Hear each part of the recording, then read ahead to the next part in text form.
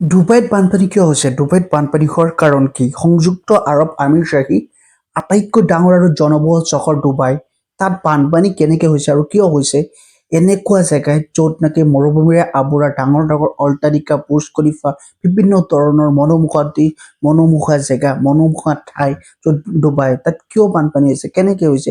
আজি আপোনালোকক বিস্তৃত তথ্য আপোনালোকক জনাম। আপোনালোকে ভিডিঅ'টো শেষলৈকে চাই থাকিব। ডুবাইত প্ৰতি বছৰে 50% গৰম বৃদ্ধি হয়, যাৰ ফলত পানীৰ পৰিমাণ কম হয়। তেতিয়া ডুবাইত চৰকাৰে প্ৰতি বছৰে ক্লাউড চিডিং আৰু আৰ্টিফিচিয়েল ৰেইন অৰ্থাৎ কৃত্ৰিম বৰষুণৰ ব্যৱস্থা কৰা হয়।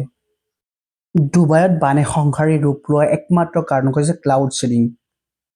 এতিয়া প্ৰশ্ন হ'ল যে ক্লাউড চিডিং আৰু আৰ্টিফিচিয়েল ৰেইন অৰ্থাৎ কৃত্ৰিম বৰষুণ কি? ক্লাউড চিডিং হৈছে বৰষুণৰ প্ৰয়োজন হোৱাত বৈজ্ঞানিকে উৰাজাহাজ বা ড্ৰোন দি silver hydrate, potassium hydrate, dry ice আদিৰ দৰে কেমিকেল ডাৱৰত দলিয়াই দিয়াৰ ফলত silver hydrate, potassium hydrate, dry আইচৰ ক্ষুদ্ৰ ক্ষুদ্ৰ কণিকাবোৰে ডাৱৰৰ আৰ্দ্ৰতা ঘনীভূত কৰে, যাৰ ফলত এটোপাল এটোপাল পানীৰ তৰপ গঠন হোৱাৰ ফলত বৰষুণৰ সৃষ্টি হয় বাবে বৰষুণ পৰিবলৈ আৰম্ভ কৰে।